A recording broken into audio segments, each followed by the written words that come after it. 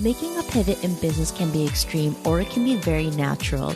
Hear how Christine pivoted her mom blog to provide services that her advertisers didn't know they needed until she naturally connected them to her digital marketing service offerings.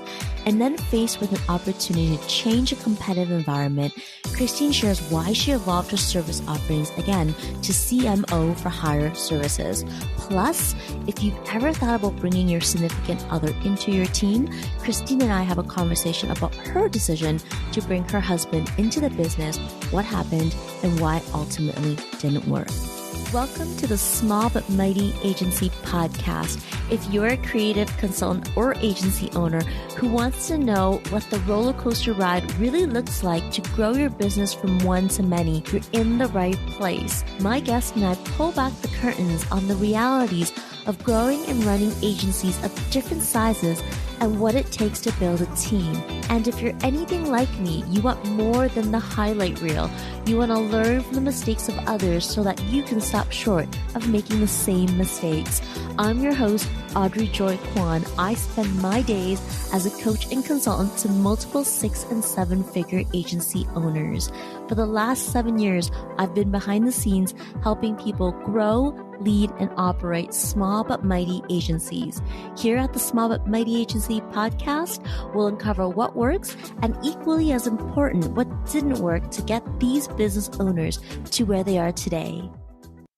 Hey, Christine, it's so good to have you here. We've known each other for a while, and I'm excited to get an inside peek at how you've evolved your service offerings.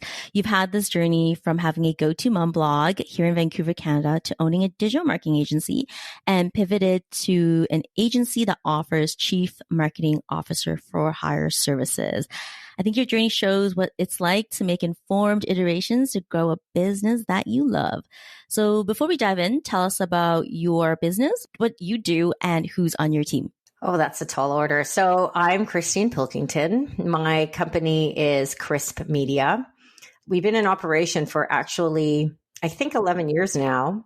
And we've been pivoting quite a bit over the past 10 years. So today, I mean, as you said it, what we do offer is chief marketing officer services for hire on a fractional basis. Our target are companies who are in growth mode, who are looking to add marketing services at a senior level to their team, but aren't ready to hire the whole enchilada with a marketing team. So they want to bring on that senior insight, senior consult, and help them either just primarily get them to the next level or coach their team, whoever that might be on their team, in order to get them to that level. 11 years is a good time. It's a very good time. So can you share more about your entrepreneurial journey? Yeah. So I was fortunate enough to be working at a fairly senior level for a very large media company in Canada. I had the pleasure of overseeing a fairly large team, 30 person team spanning all over the world with a fairly large budget to do enterprise level installations of digital projects and whatnot. And I was just not really excited by all that. And it was one of those things where it was really a time where I should have been excited about it because, you know, you work so hard to get to these certain checkpoints in your career. But I was spending a lot of time at the office and not enough time with my family. I also had people on my team who were independent contractors, freelancers, and I just wanted more of that type of lifestyle. It also happened at a time when, and this is maybe dating myself, when mobile was just emerging, WordPress as a platform was just emerging, social media was emerging. And while my husband and I had a business prior, it seemed like a good time to launch a business. It seemed a lot easier to launch a business with all of those tools at our disposal. So I ended up leaving that job in Toronto, moving back home to be closer to my family here in Vancouver. And at the time, and it probably is still true today, BC is really a place where there isn't a lot of head offices here. So therefore, there's not a lot of those mid to senior level corporate jobs available for that kind of transition. And we have, I think it's 80% of our businesses in BC happen to be small businesses. So it made a lot of sense to go and do that.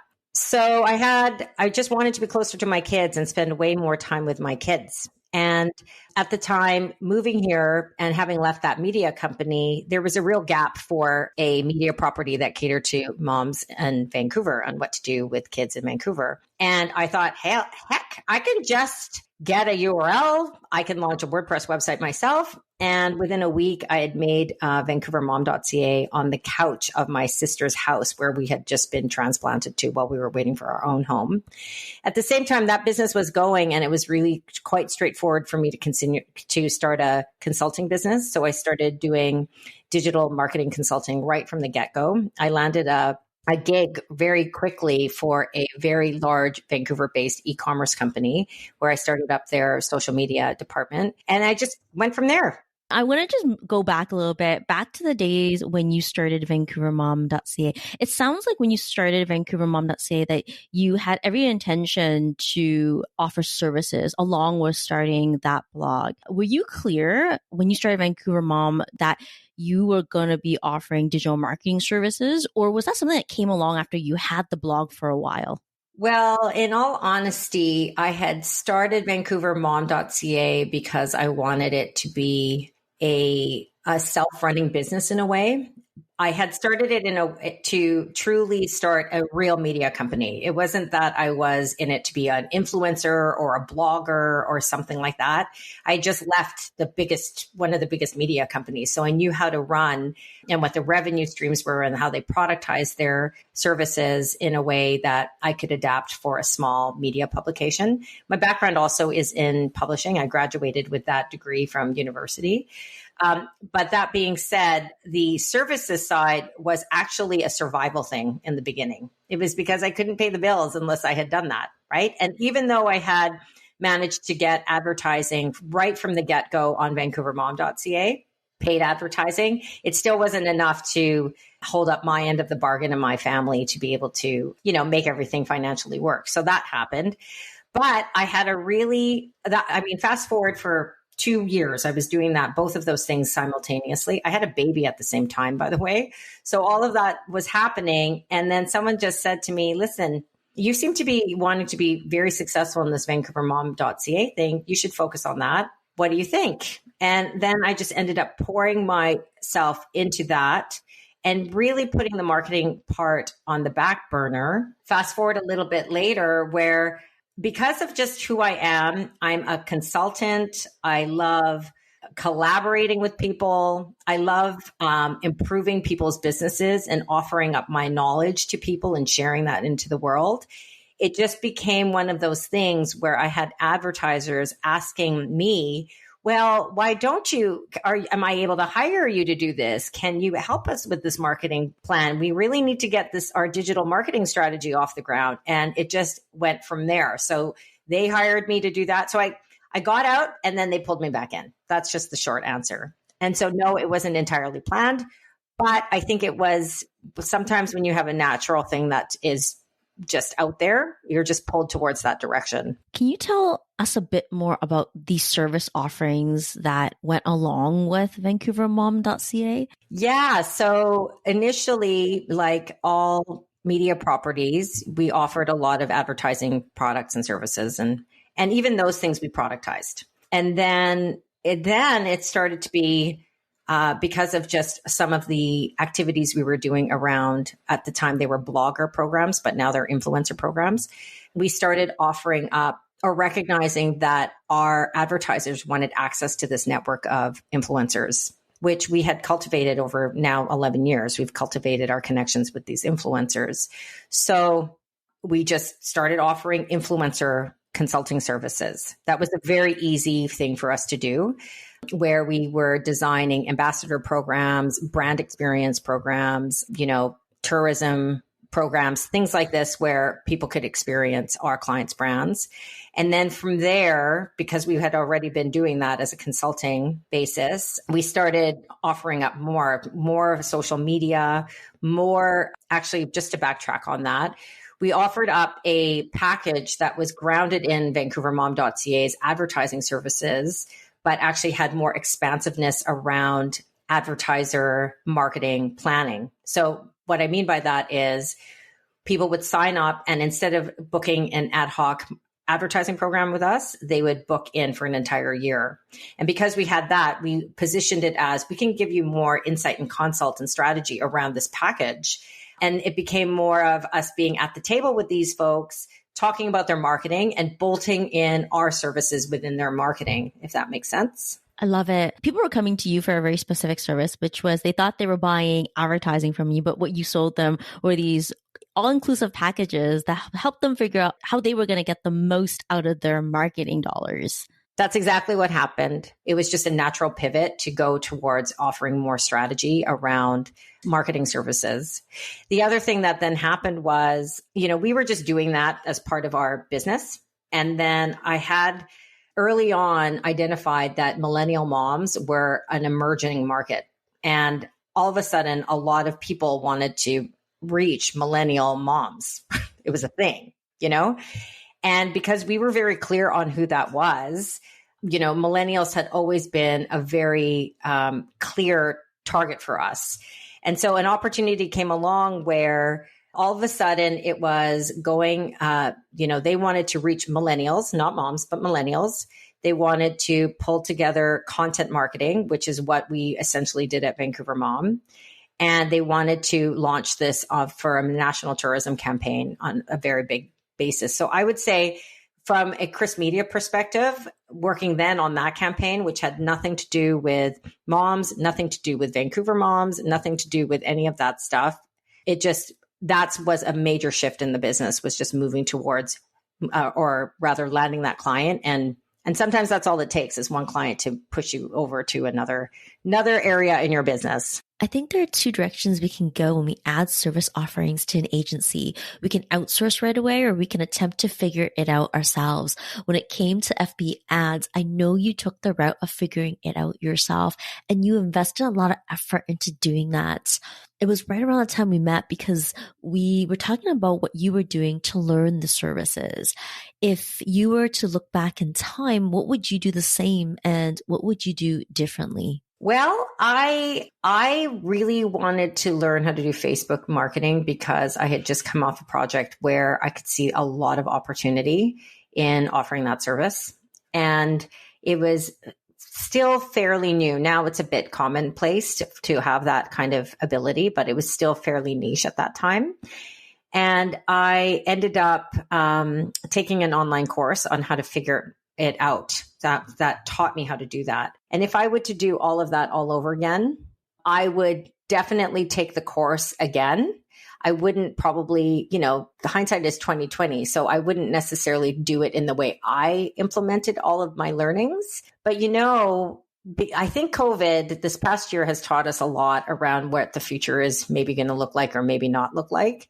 And one of the things, having thought about my kids and what is going to make them successful in the world, and one of the things is being very adaptable and learning things quickly, right? And I think that's something that I've always prided myself in, is to be able to learn and do things, learn things very quickly and implement them for my clients. And I think because I have that deeper knowledge on it, I'm able to provide better quality consultation to my clients as a result. I still, though, prefer it when other people do it. Right? I think that you're right. It gives you an advantage when you know the ins and outs. You may not want to be the person implementing it, but you have insight, which allows you to speak more deeply into it when your clients are asking the questions. Before we get back to the episode, I want to invite you to the free Strategic Connections Roundtable, where creatives, consultants, and service-based business owners can meet new business connections without the awkwardness of traditional networking. It's a curated experience where the group fit is curated so that connections and conversations thrive.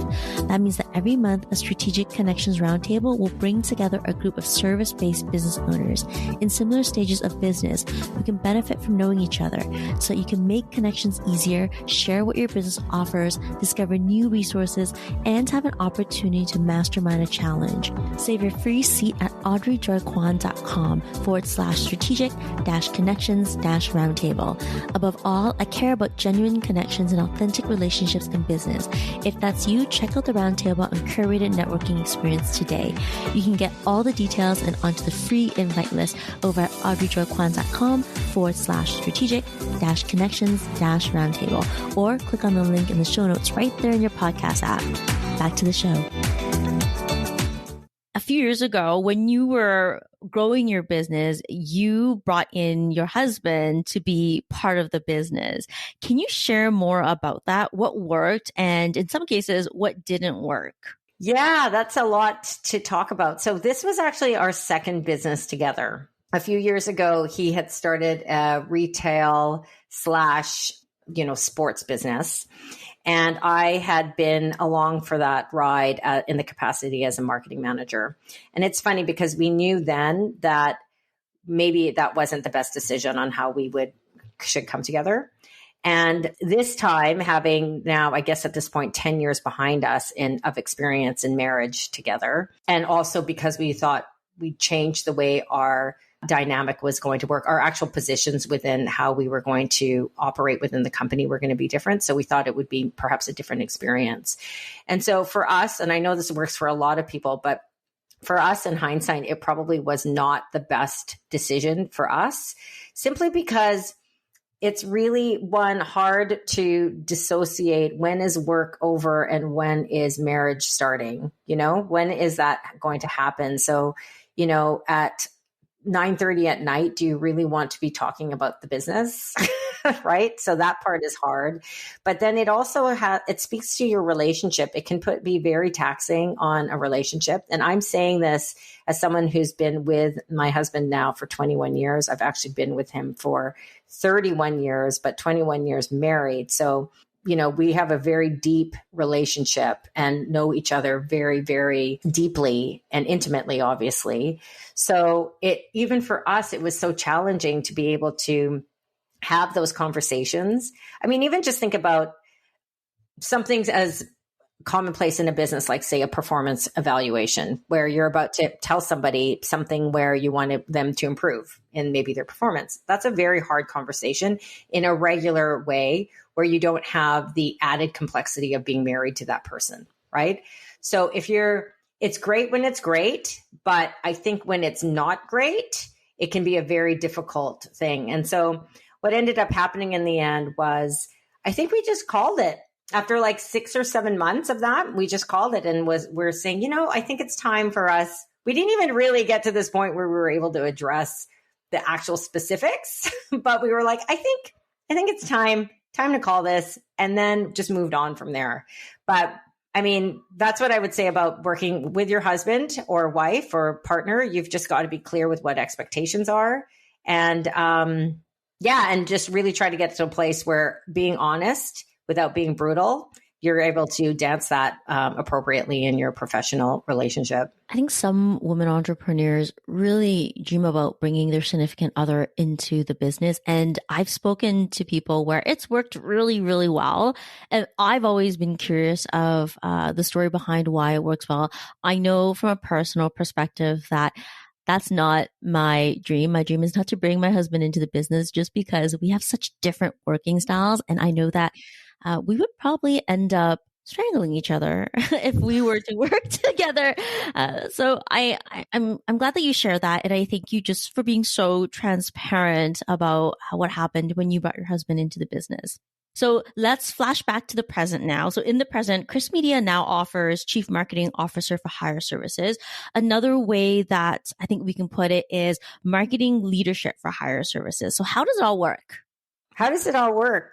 Well, first off, I make a really clear distinction with my clients that I really don't think of myself as an agency, right? And when you hire a fractional CMO or a fractional director of marketing onto your team, at least in our case, we see ourselves on the same side as the table as you, right? We're integrated with your team. The difference is that when you hire Chris Media, you get consistency of service.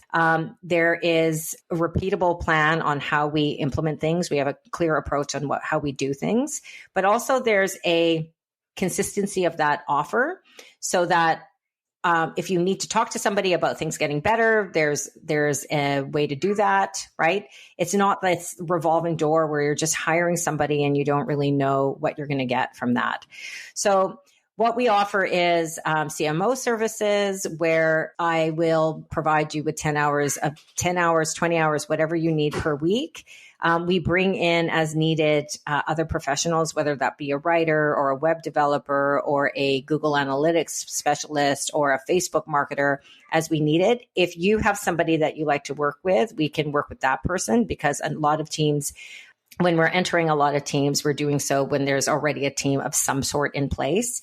And it really is, I think the biggest thing that we offer the clients that we work with is peace of mind that they, as the CEO of the company or president of the company or the senior leader of the company, can faithfully hand off those marketing tasks to someone who actually knows what to do with them. You mentioned that you don't see yourself as an agency. And I think that comes down to how we define agencies. So can you give us an idea of what you define as an agency and how you would say that you don't see yourself as aligning with that definition? So one of my first jobs out of school, actually, it wasn't my first job out of school, but early on in my career, I started working in an agency. So I'm very intimately aware with how agencies work, having been in them for 15 years prior to starting my business. And so in my mind, there is very much the relationship with a client and an agency is very much client and vendor. And I always believe that relationships, or rather working relationships, work best when there's as much trust and transparency as possible. And it's very difficult to get to that point with an agency.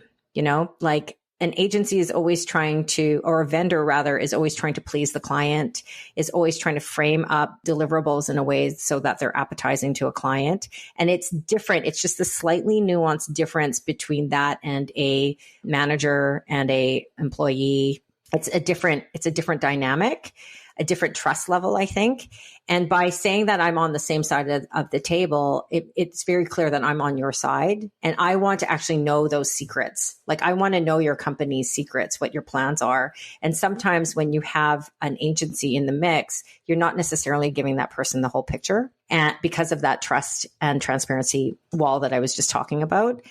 Yeah, I had this conversation in another podcast episode with another agency owner. And it's interesting because I think it was a conversation about this definition of agency and how it's really beginning to shift right now. I think the old school way of looking at agency is that there's a separation of relationship where the person, the agency owner or the vendor wants to package up what they're delivering in an appetizing way.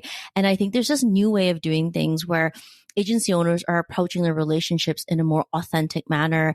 And in some cases, and this is a comment that I had from the interview with this other agency owner, is that he finds value in showing the client where they have failed. And from showing where they have failed, they're able to have better conversations about how to succeed. I think there's definitely a changing tide for this definition of agencies out there. And I'm excited that you hit on the topic of this old school way of thinking of agency, and then seeing you also thinking of a new way of what your services look like and not really relating to that word right now. Yeah, I think it's another word that is happening a lot in marketing is this idea of being integrated. Yes. Right. And it's integrated in that, I was thinking about this yesterday about how in marketing, it used to be old school where, you had somebody doing PR and communications, right? Someone doing media buys, the different silos of all of these different marketing practices. But now, one of the emergent practices within marketing, for example, is marketing tech operations, where you have to actually understand how to do Zapier connections and be able to attach like ActiveCampaign with that and this and that and this.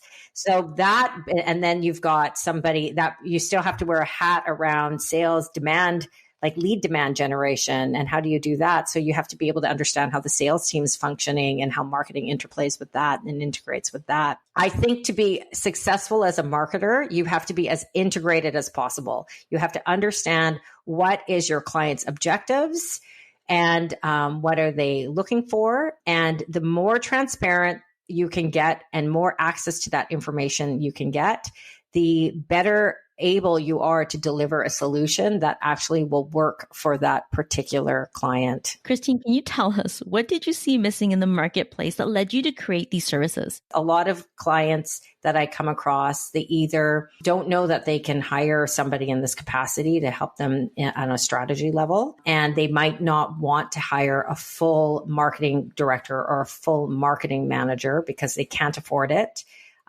Or maybe it's not even the time to hire a full-time person. And they just need a little bit of guidance to help them through.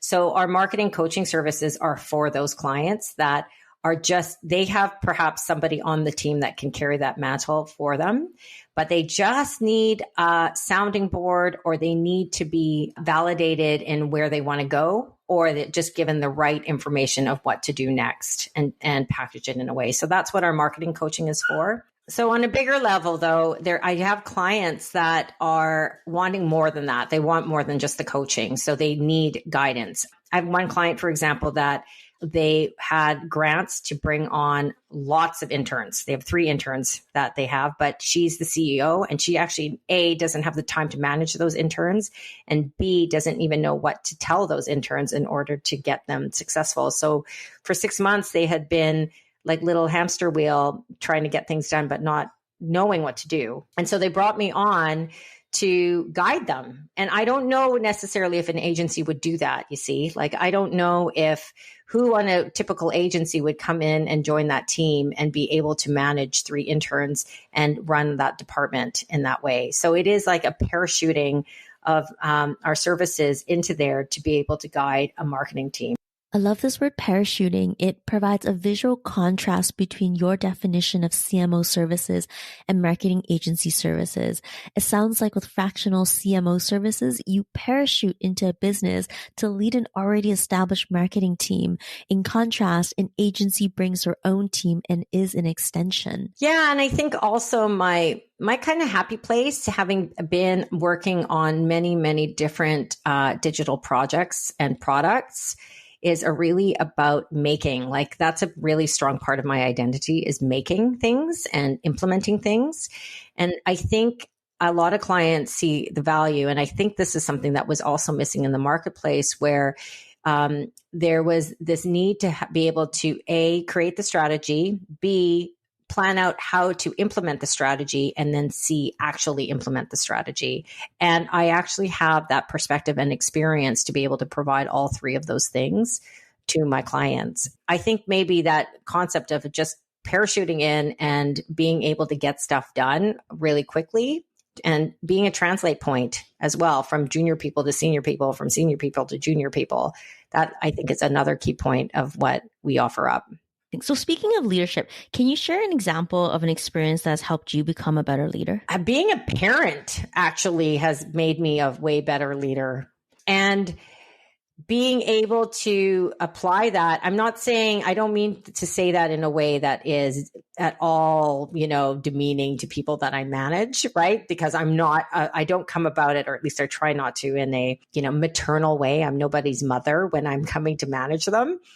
But I just mean in terms of, I very much see my role as a parent as guiding and supplying a vision, guiding them and preparing them. But ultimately, my kids I'm not with my kids 24/7 a day, where they need to be able to make their own decisions and take their own actions. And that's true for not just now, but into their life.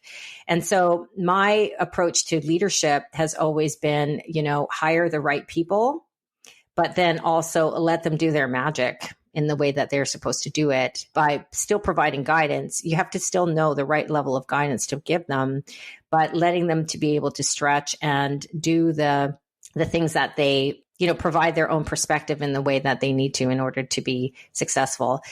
Before we wrap up here, tell us what keeps you inspired and at your best. Well, for me, a day where I am not exercising is not a good day.